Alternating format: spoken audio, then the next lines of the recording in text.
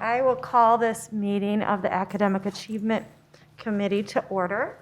And I will ask Ms. Williams if you could make that announcement at this time. Yes. Board members, please have the minutes reflect that I am attending today's meeting remotely due to a medical condition.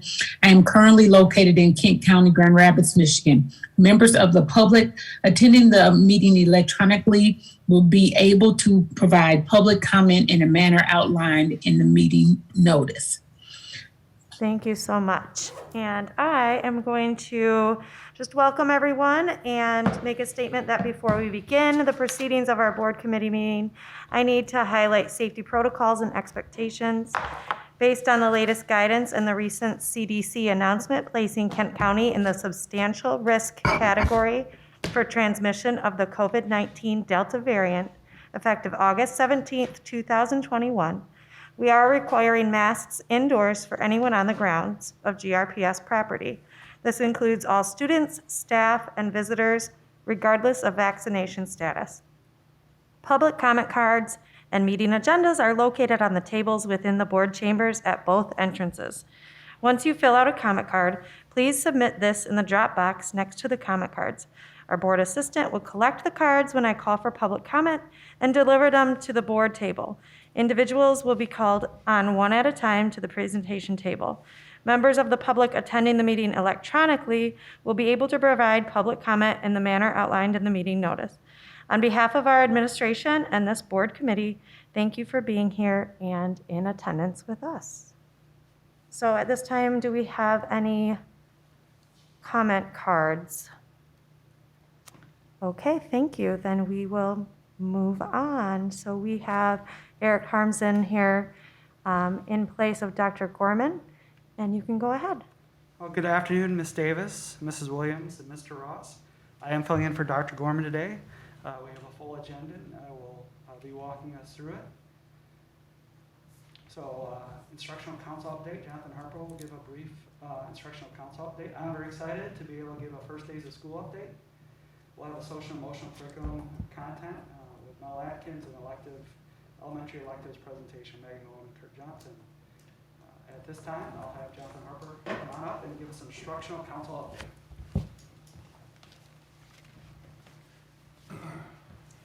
Thank you, Eric. Good afternoon, Ms. Davis, Mr. Ross, and Mrs. Williams. My name is Jonathan Harper. I'm the Director of Curriculum, and I'm pleased to be with you today. I have a very brief instructional council update. With the start of the new school year for the 21-22 school year, we are working very closely with our partners at the Grand Rapids Education Association. I've been in contact with Mary Bowens. We will be convening the new instructional council soon. This year, the instructional council will be chaired by the GREA members, as last year it was chaired by district staff, and so we rotate each year and share that responsibility. And so we have not had an instructional council meeting for this school year yet. So hopefully soon, once we convene 7 members on either side, we will set dates for that and then provide a follow-up update for you. Awesome, thank you. You're welcome.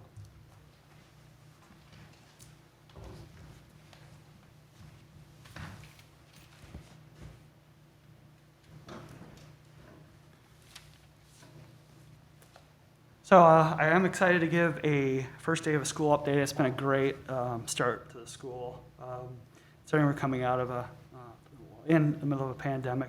It was just amazing to see all of our staff and students all together doing school. I visited several buildings. Staff and students were keeping each other safe by wearing masks. The energy and the excitement. I was all central office staff were assigned to support buildings. I was over at Sherwood helping scholars find their assigned seats in the cafeteria when they got off the bus. It was just so, they were so eager and excited to be in school. I also, for the first time, which I can't believe it, as a graduate of GRPS and as an employee over 11 years, I've never been to zoo school, and was over there and actually got to walk with one of the classes for their zoo orientation and got to see the penguins and learn all about their parent night and when they're starting to work on their projects for that night.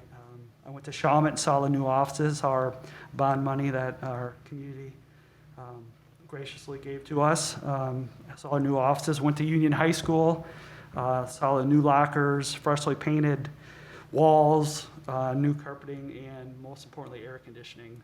So it was great to visit there. Elgin Middle, I watched the 7th grade expectations meeting with Mr. Colton. I was at Museum High School to see their students, all grade levels working together, learning about project-based learning. So it's been a great start to the school year, and we're really excited to have all our students back in class and all our staff back and doing school again. Any questions, Mr. Ross or Ms. Williams? Not for me.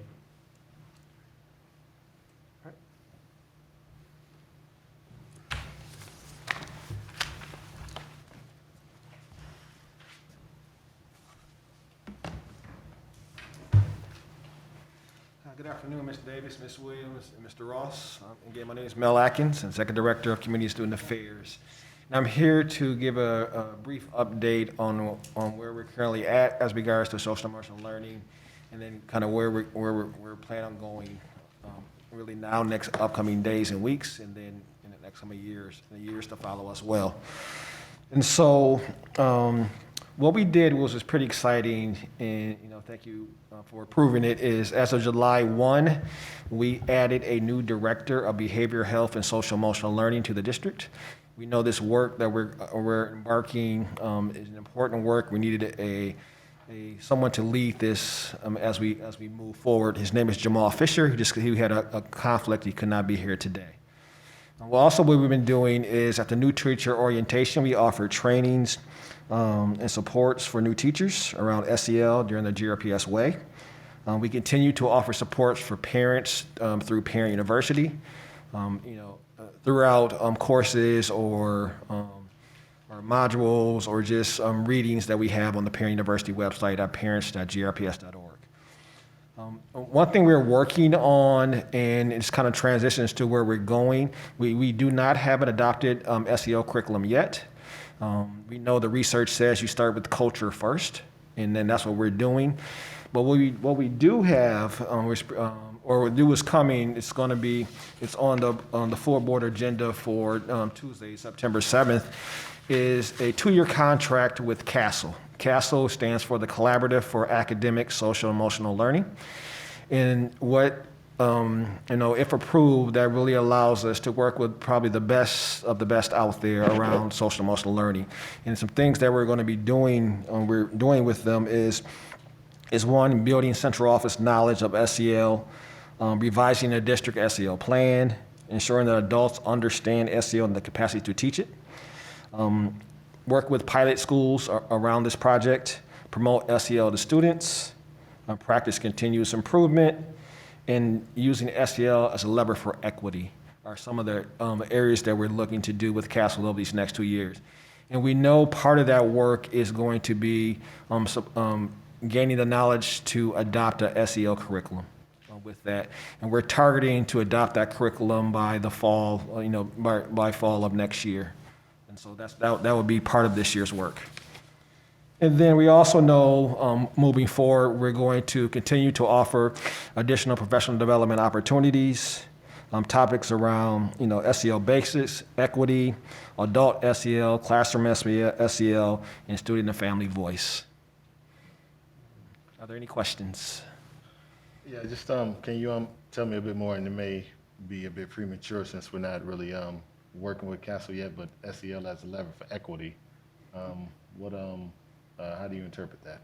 Yeah. So good question. And so what some of the new research coming from CASEL using SEL through the lens of equity, and then all decisions you make around your framework, your plan, working with students, taking a equity focus, and they have some research and some documents that help us think it through that lens. Thank you. So would we be leaning on them to educate us as to what curriculum might be best for our Well, students? they do have some tools that are readily available now. One thing is important, that is evidence-based. And so we want to come up with, anytime you pick a curriculum, regardless if it's math, science, social studies, SEL, that there's a process that involves multiple stakeholders. Individuals have input, and so we were looking to support on developing the rubrics, so what that looks like, the vetting process. But they have a pretty comprehensive tool, and Harvard has one too, that shows you who's been, which companies have been through this evidence-based programs. If you're looking for a family engagement component, or if you're looking for curriculum in the classroom, if you're looking for it to be embedded, there's different things that each curriculum has, and it's pretty comprehensive. And there's choices, but I want to say there's no perfect company out there, and we have to make it. You really have to really make it part of what we do. We really want to embed it into our curriculum, so it's just not a standalone, and that takes, that's going to take a little time, but we're looking to at least adopt the curriculum, by, like I said, the fall of 2022. Sorry, Ms. Davis. Mr. Yeah. Ross.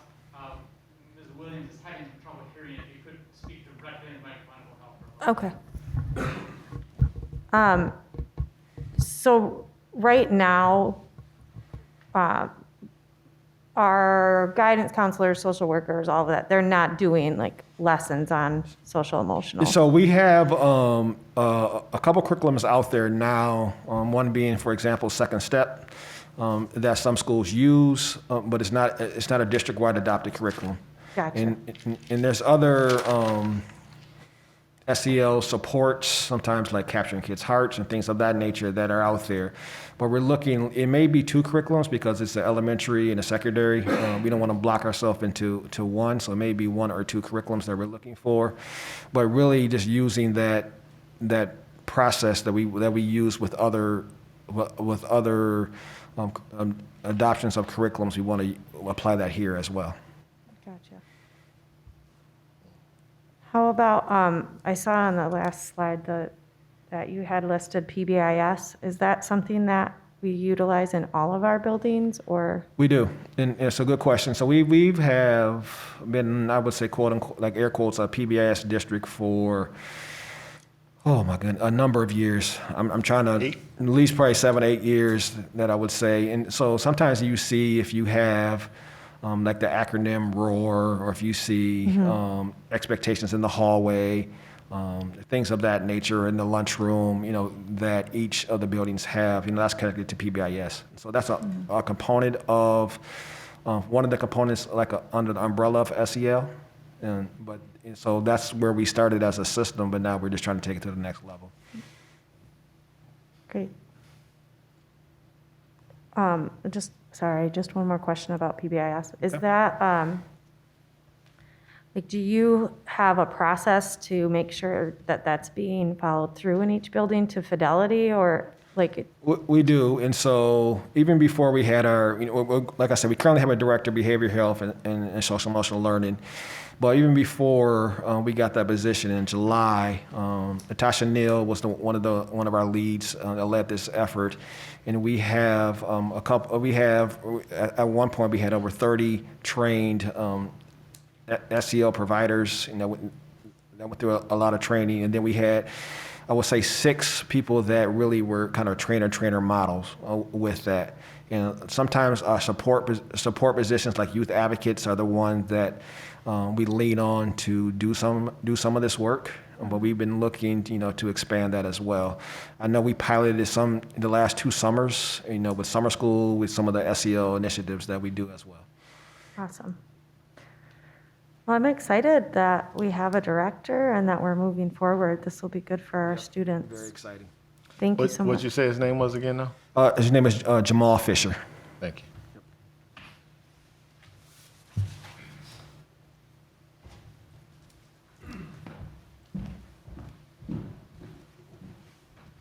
Hello. Hello, Ms. Williams, Mr. Ross, and Ms. Davis.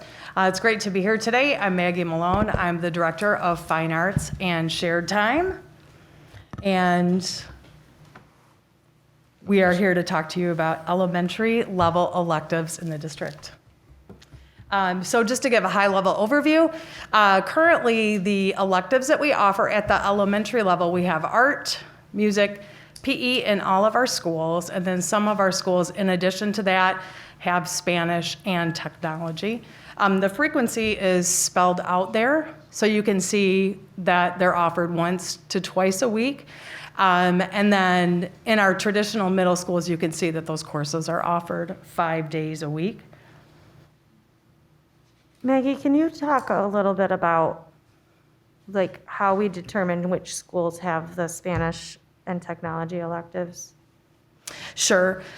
So for some of the electives, for example, the foreign language, those are a required component of our IB programs. So as we have schools that are going to that instructional model, that is an expectation as part of that content. And then also working with principals in all of our schools and what the needs are and the interests of students. So trying to also work with principals and be collaborative in terms of interest of each particular student body.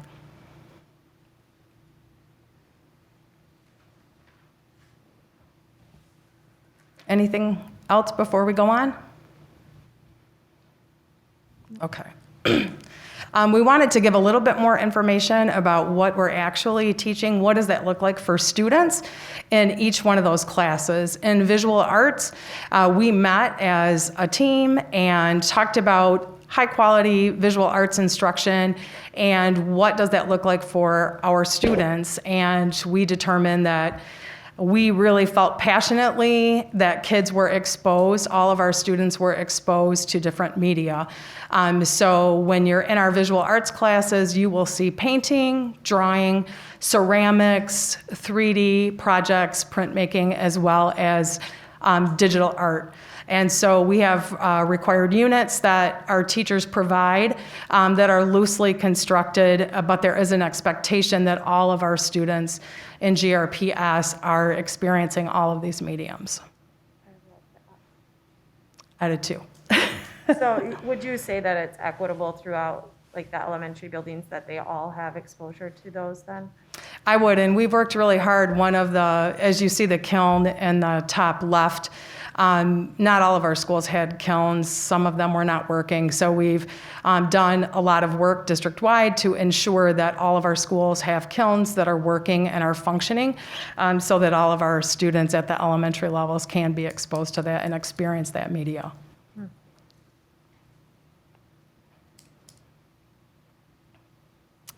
Going on to music. Again, at the elementary level. Our general music instructional model is K through 5, and it employs a lot of different music pedagogies that include singing, movement, hand percussion, recorder, music composition, and some of our schools where they have the grades 6 through 8, you will see strings, band, or choir as well. So the instruments that you see in the bottom right are ORF instruments. We do have a textbook series that we utilize at our elementary level that has a lot of ORF activities. And then we're also looking at getting our music teachers trained and any of our music teachers that are interested to be ORF certified. We are approved to do level 1 this coming summer. And we have funding approved for the second year for level 2. So that's a pedagogy that really encompasses all of these particular components that you see on the screen. And it's also highly engaging, particularly for students in poverty and urban students. When you have highly engaging, seamless instruction, it's really effective with high levels of student engagement. What about, as far as the ORF goes, as you know, like the ORF instruments are super expensive. Yes. So how is that equitably distributed throughout the district, would you say? Right now, we are working to make sure that there's more equity in our district. And as I'm sure you know, as a music teacher yourself, Some people are more heavy ORF pedagogically, some are more Kodai, some are more Gordon-based. And so really the instruments right now currently are with people that are utilizing them. And so I'm confident as we get teachers trained across the district that we can have a more equitable distribution because it will be utilized by the staff. But that is something that I've noted, and we're working to make sure that we're allocating funds to ensure that all of our music teachers and ultimately all of our students have adequate exposure to that. Okay, thank you.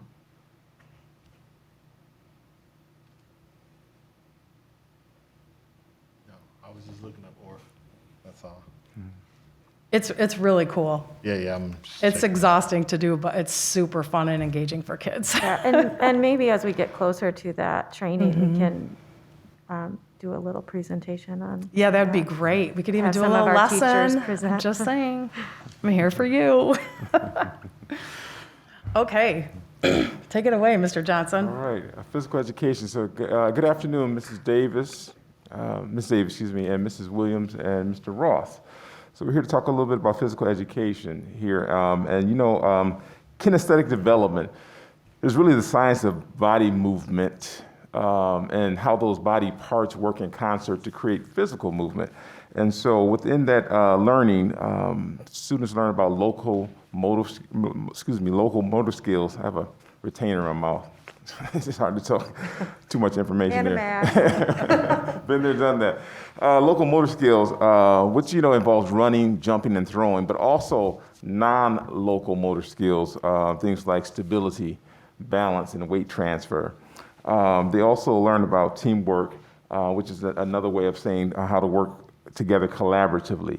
And within that learning, students understand the importance, or learn to understand the importance and value of individual contributions to the whole as a part of teamwork.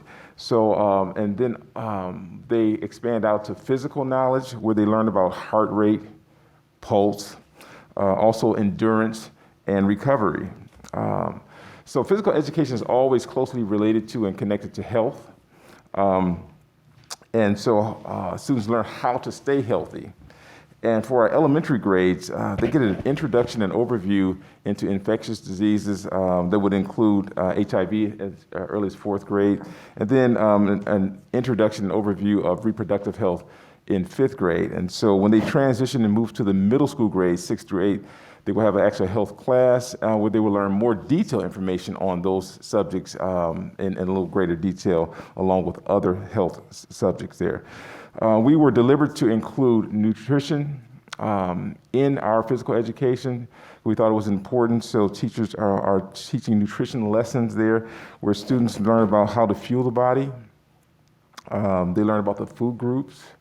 And then they also learn about things that we should stay away from, things to avoid as far as it relates to nutrition.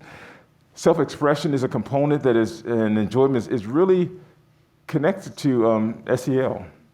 And it's been a part of physical education for a very long time, where students are learning to self-express themselves and then find enjoyment in the activities that they do. And when they do this, they have a better chance of staying active for life. So that's a very important component of the physical education experience. And we achieve these things at the elementary level through games and activities. And then at the middle school grades, we do this through courses such as individual sports and team sports. We use the MDE K-12 physical education standards, and they have everything broken down by grade level, which includes scope and sequence, then also some assessment guidance there. You heard about the frequency in terms of elementary and middle school from the previous chart there. And what we would like to see for the future, of course, we're going to always advocate for more PE time for elementary and then more course offerings for middle school. Any questions? I thought I heard you say at the middle school level, they have courses on, like separate courses on like team sports or something like that? Team sports and individual sports. That's what that's where they learn more definitively. There's kind of a more formal way of the games and activities that they learn in elementary school kind of transfer into a more formal way of finding individual sports and team sports. Yeah, but I don't think it was a different class. It's just part of the PE class, or is that a standalone class? Your question was? Yeah, that's kind of what I was Oh, asking. yeah, it's incorporated within that class. Gotcha. Yeah, mhm. Okay. And then when they go into high school, it's more definitive, where an actual class title called individual sports, class title called team sports.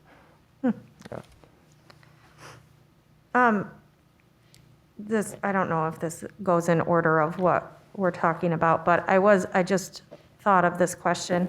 With the amount of times that they have the electives, what is the length of time for their elective? So like when they go to art, how long are they at art? Or when they go to music? And is that equitable throughout the district? It varies from 35 minutes to 48 minutes, depending on the content. Okay, but like art is the same amount of time? By building?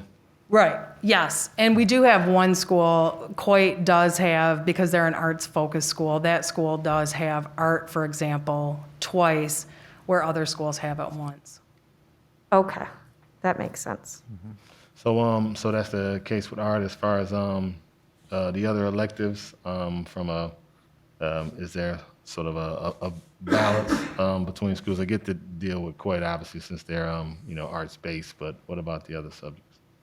As far as comparing by building, I mean, as far as the amount of times that students have it and the length of the class by building, is there variance with the exception of art? Is there variance amongst the other subjects from duration and number of times that they have it?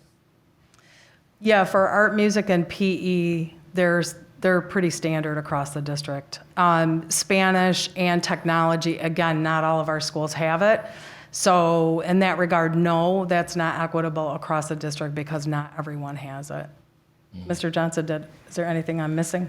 No, that's pretty standard. Like I said, different buildings may massage a minute or two or a few minutes based on their overall building schedule to make something work. But then also another equity thing that we are examining is, trying to get more time, especially in our K-8 buildings.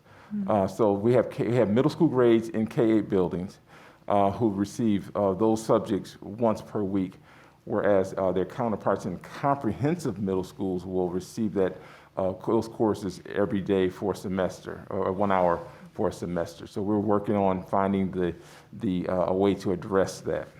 Yeah, I love that you're working on it because I think there probably, with such a big district, there probably are discrepancies for various reasons. And we do, to Mr. Johnson's point, for our middle school level, like grades 6, 7, and 8 in our K-8s, for music, they do have it 2 or 3 times a week.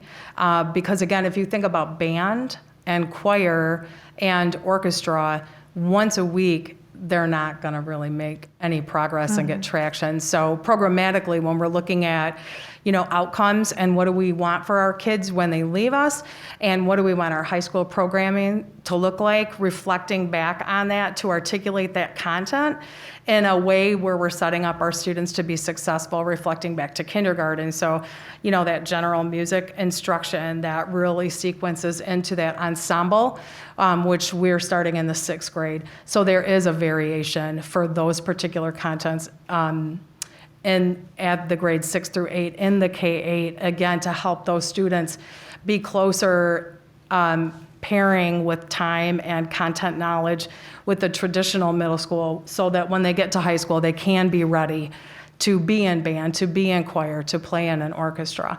So we are, as Mr. Johnson said, working to Yeah, I mean, get as ideally, close they as we would- can. Yeah, I mean, ideally, they would have it 5 days a week as well. Yes. That would be the ideal situation. Okay. Any other questions at this point? Not for me. Okay, thank you. Anything else, Mr. Johnson? That's it. Thank you. Okay, so Spanish, we are adhering to the Michigan curriculum. We're focusing in our elementary level content on culture, making sure that students have an understanding of cultures that are connected to language. And then perspective, creating awareness, that we have a lot of books that students are reading to gain that information and activities and conversation, getting our students prepared to have conversation, to use the language, putting that in context for them. Also learning expression, and then obviously written and spoken language is a strong part of the curriculum as well. And then technology.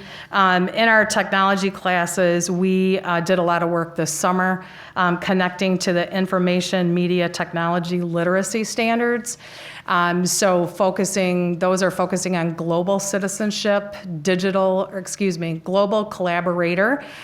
So learning how to work together in a digital space, digital citizenship, those responsibilities, how are we using social media, what does that look like? An innovative designer, so looking at, through the lens of technology, how are we creating, what are we creating? Some are using robotics and that to support that. Some are doing project-based learning, computational thinking, and creative communicator. So this is something that is emphasized in our other classes as well. There's connection. There are art connections in terms of creating, but also making sure that our students have solid building blocks in the basic technology expectations like keyboarding and Excel and how to use those basic programs, but also taking that to the next level. And part of this is also based on availability of materials and student interest.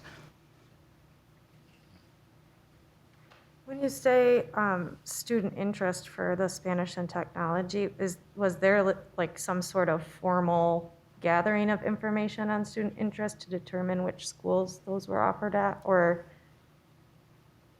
was that a one-time formal thing, or how does that work? Right. So my understanding of Spanish placement is really driven by the IB because there is a language requirement for the IB curriculum. So as you know, they have a lot of different components that are required as part of that instructional model. So some of that is driven by that. And then the others has been request from principals, and I'm sure that's driven by student request as well. So it sounds like then, aside from IB, the schools that do have Spanish, if it's not, again, obviously, the IB and obviously have Spanish immersion and whatnot. Other than that, it's more of a request thing by the Yes, school and based I hope I'm not speaking out of turn, so somebody behind me let see me know Mr. if I Nelson. am. I see Dr. Nelson nodding his head behind you, so yeah. Yeah, yes. Thank you. So I guess with that too, then, on that request piece, I suspect then is that the same for technology? Would a school leadership have an opportunity to request one or the other? Probably not. I guess the technology obviously comes with more than probably a little bit, I don't know, I guess I'm just curious on if both are request-based, and I'm assuming if they are, it's either or. Obviously, a school wouldn't have opportunity to probably infuse both of those, but just wanted to hear if that's accurate. Yes, that's my understanding. And also, we want our students to have the best. And, as we're looking at programming and rolling things out, we've got our short-term planning and our long-term planning. So yes, that would be something that would be a request, and working that budget to make sure that we have the adequate materials to provide what students need to be successful in each content.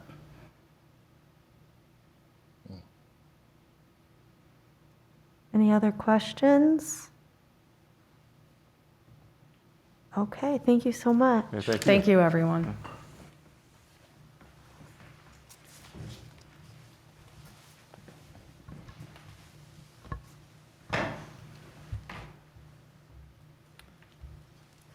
So before we talk about next steps and future topics, I just do want to make sure that I did not introduce myself as I've been in front of you several times, but I am the Executive Director of Curriculum and Professional Learning, and I also oversee Shared Time Fine Arts, which I think is awesome for a GRPS choir kid to be overseeing our fine arts department and equity and inclusion. So I wanted to just make sure that you knew that that's what I'm doing now. So our next thing is our next steps and future topics. What would we like to see? And what would you like to see at future meetings? Ms. Williams or Mr. Ross, do you have anything? Yeah, I don't have anything specific that comes to mind right now. Ms. Davis does a great job at checking in with us, pretty regularly, soliciting any topic information, and I don't have anything immediately at mind at this moment myself. Okay. Ms. Williams? I have nothing either. Okay, well, you both know you can check in with me, and I will check in with Ms. Grant and get back to Dr. Gorman for our next meeting. But I appreciate all of you being here and for the thorough presentations. And with that, I guess we can adjourn the meeting.